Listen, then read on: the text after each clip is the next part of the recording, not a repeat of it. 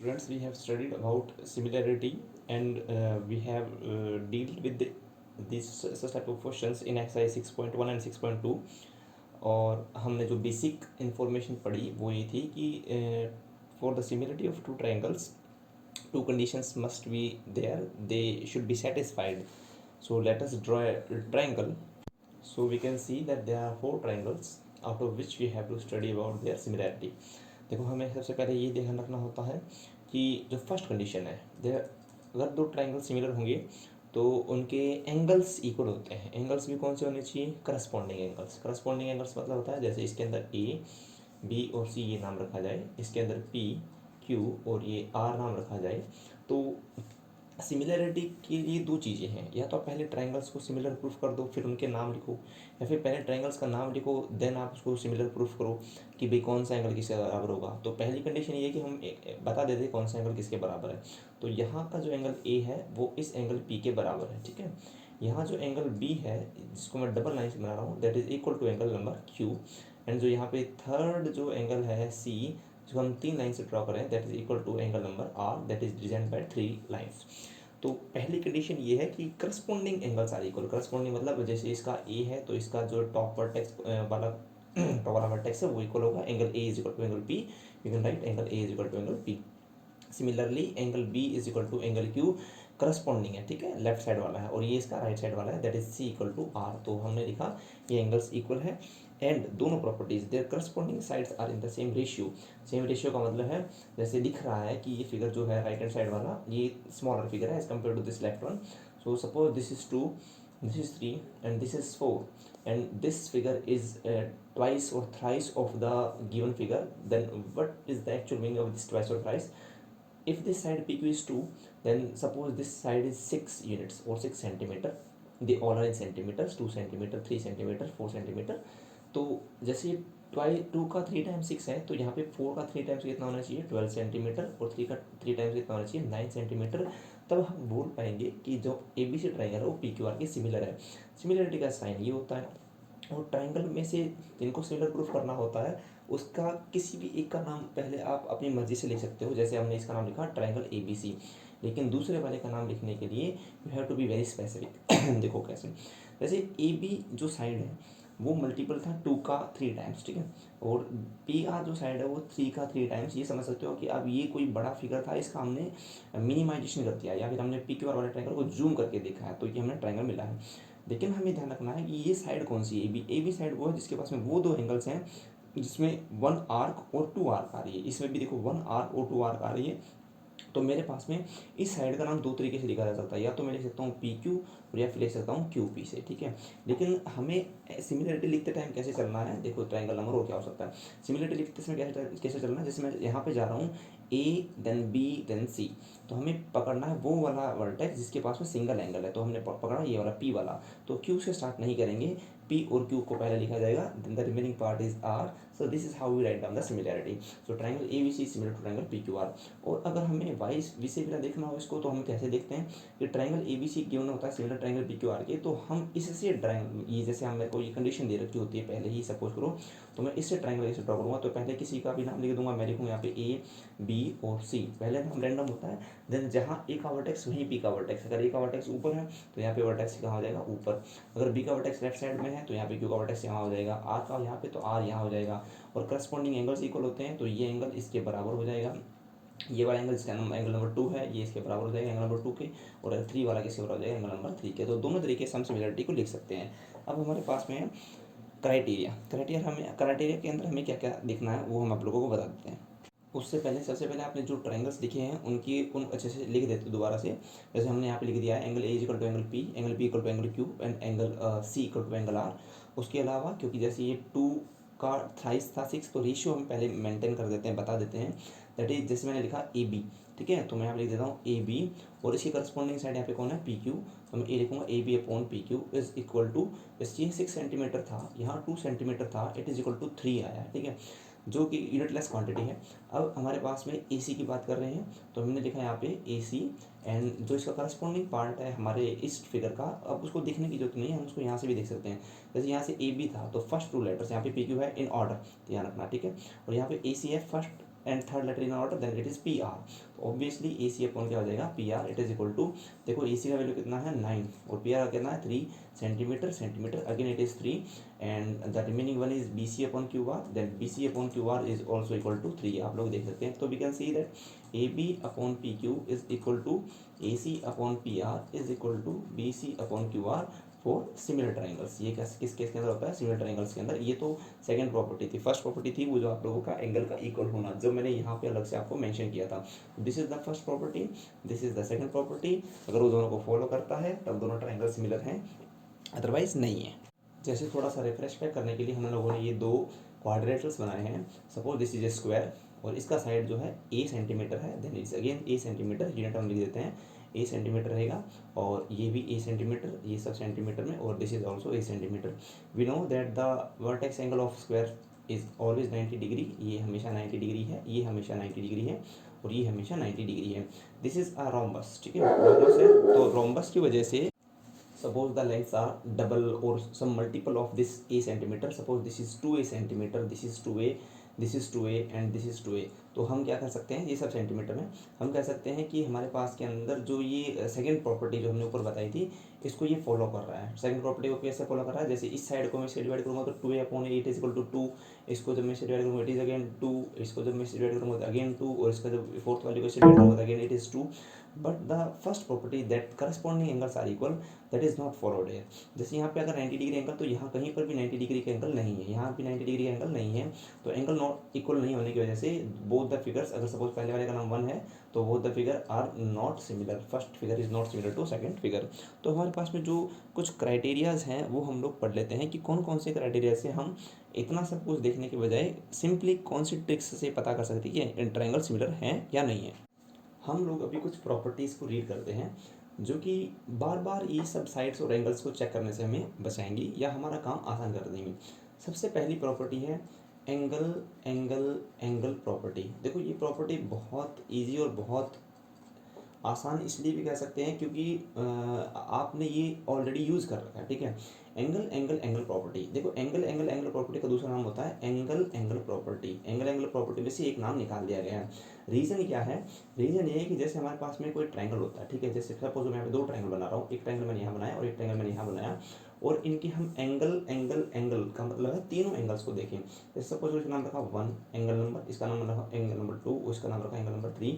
तो हमने कहा एंगल एंगल एंगल प्रॉपर्टी के अकॉर्डिंग अगर इसका एंगल 1 इसके एंगल 1 के बराबर है, एंगल 2 इसके एंगल 2 के बराबर है और एंगल 3 इसके एंगल 3 के बराबर है, तो दोनों के दोनों ट्रायंगल सिमिलर हो जाएंगे, ठीक है। अगर इसका नाम पी क्यू आर हो और इसका नाम ए बी सी हो तो हम लोग लिख सकेंगे या लिख सकते हैं कि पी क्यू आर जो है ए बी सी के सिमिलर है। तो इसको फिर एंगल एंगल प्रॉपर्टी क्यों बोला गया है, दैट इज़ बिकॉज अगर हम दूसरे तरीके से एक बार ट्रायंगल को वापस बना के देख लेते हैं, यहाँ पे हमने ट्रायंगल बनाया वापस से, सपोज करो कि इस एंगल का वैल्यू है 30 डिग्री, ठीक है, और इस एंगल का वैल्यू भी हमारे पास में कितना है 30 डिग्री है। तो ऑब्वियसली जो हमने बोला एक एंगल को दूसरे एंगल इसके इक्वल करना है। सपोज करो इसका वैल्यू है मेरे पास में 80 डिग्री, तो उसका वैल्यू भी मेरे पास में कितना हो रखा है 80 डिग्री। दो एंगल की अब तक हमने बात की है, तो अगर 80 और 30 का ऐड किया जाए तो 110 and the remaining one is 70 degree. इसमें भी अगर 80 और 30 को ऐड करेंगे तो 110, the remaining one is 70 degree. तो हम ये बोल सकते हैं कि अगर दो एंगल एक जैसे हैं तो अपने आप ही एंगल सम प्रॉपर्टी की वजह से, किसकी वजह से, एंगल सम प्रॉपर्टी की वजह से तीसरा एंगल बराबर हो जाएगा। इसलिए एंगल एंगल एंगल प्रॉपर्टी का नाम चेंज करके हम लोगों ने कर दिया एंगल एंगल प्रॉपर्टी। अब इस एंगल एंगल प्रॉपर्टी को नापा कैसे गया था, देखो, या फिर इसको बनाया कैसे गया था प्रॉपर्टी को। सबसे पहले क्या किया, जैसे हमने एक लाइन सेगमेंट लिया और फिर एक दूसरा लाइन सेगमेंट लिया थोड़ा बड़ा, ठीक है। हमने क्या किया कि इस लाइन सेगमेंट के ऊपर कुछ वैल्यू फिक्स कर दिया, जैसे सपोज इसको लिख दिया 5 सेंटीमीटर और इसको लिख दिया 8 सेंटीमीटर। ये दो अलग अलग लाइन सेगमेंट हमने बनाए। फिर क्या करना है कि इस पॉइंट से हमने एक लाइन ड्रॉ किया, जैसे हमारे पास में अभी ब्लू कलर की लाइन ड्रॉ हो रही है, और इस पॉइंट से भी हमने एक लाइन ड्रॉ किया, इस पॉइंट से लाइन ड्रॉ किया हम लोगों ने, इस यहाँ पॉइंट से ऊपर लाइन ड्रॉ किया और उसको आगे ले गए। वैल्यू जो थी वो आप लोगों को ध्यान रखनी है। सपोज इसका नाम है बी, इसका नाम है सी, इसका नाम है क्यू और इस पॉइंट का नाम है आर, ठीक है। तो यहाँ जो हमने एंगल बनाया है वो हमने 60 डिग्री का एंगल बनाया जानबूझ के, और यहाँ पर भी हमने कितने डिग्री का एंगल बनाया, 60 डिग्री का एंगल बनाया। फिर बचा ये वाला पॉइंट, इस पॉइंट से और इस पॉइंट से भी हम लोग सेम सेम एंगल कंस्ट्रक्ट करेंगे, और एंगल कुछ इस तरीके से कंस्ट्रक्ट किया गया जैसे हमने यहाँ बना दिया और हमने यहाँ पर भी एंगल बना दिया, ठीक है, और ये एंगल बन चुके हैं। अब इन एंगल्स का हम लोगों का वैल्यू रख देते हैं। हम सपोज करो इसका हमने 80 डिग्री का एंगल बनाया, और ये भी हम लोगों ने कितना डिग्री का, 80 डिग्री का एंगल बनाया। तो 80 and 60 140, 140, then that is 40 degree remaining.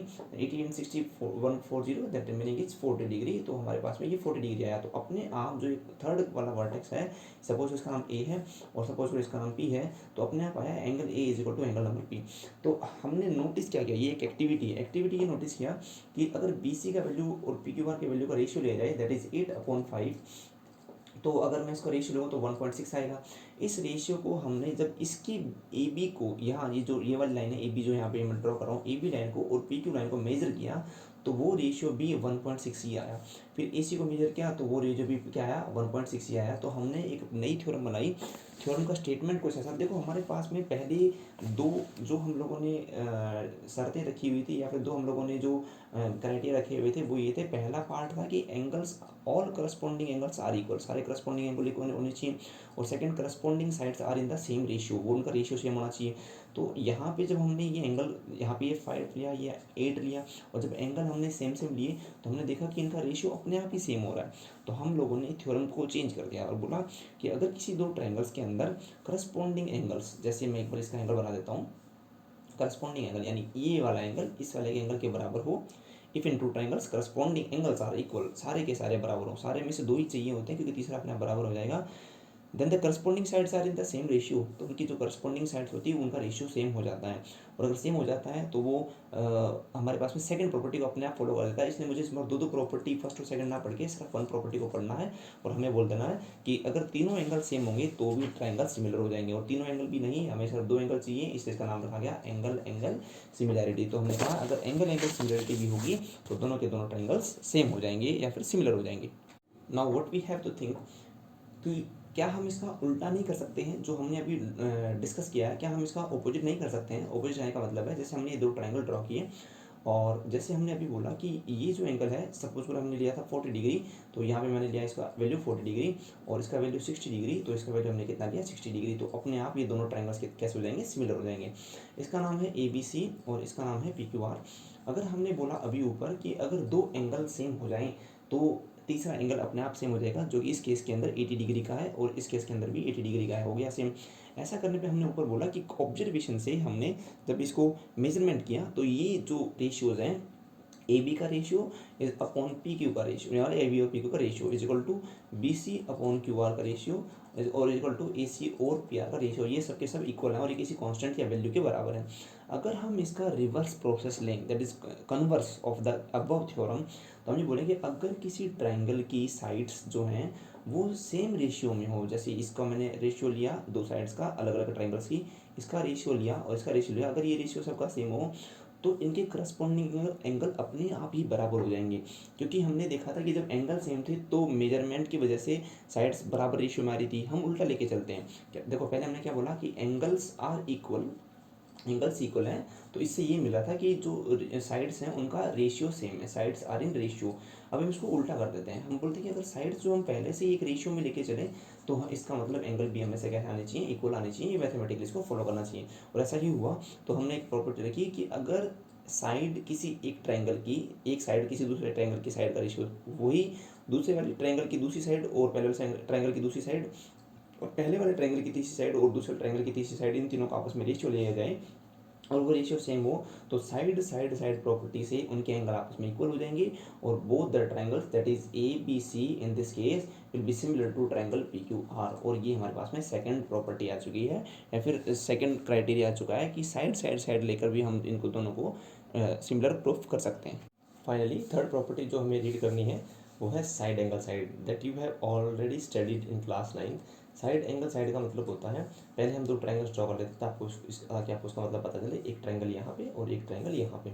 Side angle side का मतलब किसी ट्रायंगल की एक साइड और दूसरे ट्रायंगल की भी साइड। तो हमने सपोज है ए साइड और ए साइड आपस में, देखो कॉन्ग्रुएंसी के टाइम पे ये दोनों इक्वल होते थे, ठीक है, लेकिन we are talking about similarity. So we will not say that both of these sides are equal, ठीक है। तो हम लोग ये नहीं कह सकते हैं कि A B is equal to P Q, I can not write that A B is equal to P Q, ये नहीं लिख सकता हूँ मैं। But what I can write is that A B upon P Q is has a ratio K, suppose करो इसका रेशियो क्या है कि, देन एंगल, एंगल तो प्रोपोर्शनल कभी नहीं होते, एंगल तो हमेशा इक्वल होते हैं। सपोज करो this one and this one they both are equal, तो ये एंगल इसके इक्वल है। और वापस अगेन एक साइड, देखो हम पहले साइड से स्टार्ट हुए, देन एंगल पे गए, देन अगेन साइड। ऑब्वियसली जब मैं इस साइड से इस एंगल पे गया हूँ, इस साइड से इस एंगल पे जा चुका हूँ, I can not revert back to this side B C. Similarly, if I have gone through this direction, then I am here in the direction of going towards PR. I cannot revert back towards the direction of QR. So now the next side is AC. So AC is, again, I'm not saying that AC is equal to PR. I will not write that AC is equal to PR. What I will write is that जैसे AB upon PQ का ratio क्या था, तो similarly अगर AC upon PR का ratio भी क्या हो जाएगा, के होगा, तो क्या कंडीशन, क्या क्राइटेरिया बन रहा है कि अगर one angle of a triangle, that is this angle A is equal to one angle of another triangle, that is this angle P, and other and the sides including these angles, जिस दो sides के बीच में ये angle आया है, they are proportional, जैसे इनका proportional, वो प्रोपोर्शनल में, पहले तो इसमें प्रोपोर्शनल क्या होता है, प्रोपोर्शनल का मतलब होता है जब दो रेशियो सेम हो जाएं। देखो A B upon P Q is equal to K है, एंड के का ही खुद का value A C upon P R है, तो हम लिख सकते हैं ना कि A B upon P Q is equal to A C upon P R. तो जब दो ये रेशियो इसके रेशियो के इक्वल हो जाएगा तो इन्हें प्रोपोर्शनल बोलते हैं, ठीक है। तो दो रेशियो जब इक्वल होते हैं तो हमें प्रोपोर्शनल कहा जाता है। तो what is the statement, that if one angle of a triangle is equal to another same angle of the other triangle, जैसे अगर पास में आपकी एक ट्राइंगल है और उसका एक एंगल किसी दूसरे ट्राइंगल की किसी एक एंगल की इक्वल है, और जिन दो साइड्स के बीच में वो एंगल आ रहा है वो दोनों साइड्स का रेशियो सेम है, तो वो, या फिर वो दोनों साइड प्रोपोर्शनल में है, तो वो ट्राइंगल आपस में कैसे हो जाएंगे, सिमिलर हो जाएंगे। इस प्रकार का केस हमारे पास में, ठीक है। एंड एक फोर्थ प्रॉपर्टी भी जो होती है, कई जगह यूज़ की जाती है, कई जगह यूज़ में नहीं भी होती है, उसको हम RHS बोलते हैं, ठीक है। RHS property is very easy to not only draw but to proof, ठीक है। बहुत आसान है, कैसे, जब हम पहले ड्रॉ करते हैं दो ट्राइंगल्स। देखो इसको स्टार्ट करने के लिए मैं आपको पहले कुछ वो प्रॉपर्टीज बता देता हूँ जो ये राइट एंगल ट्राइंगल फॉलो करते हैं। जैसे राइट एंगल ट्राइंगल के अंदर पहली बात तो पाइथागोरस फॉर्मूला लगता है, we all know. Second thing is that अगर इसका वैल्यू 3 हो, इसका वैल्यू 4 हो, इसका वैल्यू क्या होता है 5 होता है, ये पाइथागोरन ट्रिपलेट से है, that is 3 square plus 4 square is equal to under root of whatever the answer, that is under root 25 that is equal to 5। अगर इसका डबल किया जाए 3 का तो यहाँ हो जाएगा 6, 4 का डबल किया जाए तो यहाँ पर कितना हो जाएगा 8, देन अगेन इट इज़ 5 का डबल कितना हो जाएगा 10 हो जाएगा, ठीक है। तो हम क्या बोल सकते हैं, बस ये जो ऊपर वाली प्रॉपर्टी है इसका थोड़ा सा इम्प्लीकेशन ये, अगर दो साइड्स जैसे 3, यहाँ पर मैं इसको अलग पैसा हाईलाइट कर देता हूँ, जैसे सॉरी यहाँ हाईलाइट कर देता हूँ, जैसे यहाँ पे 3, ठीक है, और यहाँ पे 6, ये दोनों प्रोपोर्शन में 6/3 इज 2 या फिर 3/6 इज 1/2, ये रेशियो में है। And 4/8 is again in same ratio 1/2, तो ये दोनों का रेशियो इक्वल हो जाएगा, तो प्रोपोर्शन बन जाएगा। प्रोपोर्शन हम लिख देते हैं एक बार के लिए, that is 3/6 is equal to 4/8, इन दोनों का प्रोपोर्शन सेम है, कितना हो गया 1/2। एंड द इंक्लूडिंग एंगल तो 90 डिग्री है, तो ये स्पेसिफिक केस हो गया ऊपर वाले का। अगर ये है तो ये दोनों के दोनों ट्राइंगल्स हमारे पास में क्या है, सिमिलर ट्राइंगल्स होते हैं। So this is the last property that you have to study. Okay, so these are very interesting and easy properties. Summary के अंदर हम लिख देते हैं, पहली प्रॉपर्टी जो होती है एंगल प्रॉपर्टी होती है, ठीक है। दूसरी प्रॉपर्टी होती है वो साइड प्रॉपर्टी होती है, ये प्रॉपर्टी इसको इंप्लाई करती है और ये प्रॉपर्टी इसको इंप्लाई करती है, दोनों एक ही चीज़ का कन्वर्स है, ठीक है। Third one is nothing special but SAS property, and fourth इसका स्पेसिफिक है, दैट इज RHS, इसका स्पेसिफिक केस है, और उस केस के अंदर हम इसको बोल सकते हैं कि ये ट्राइंगल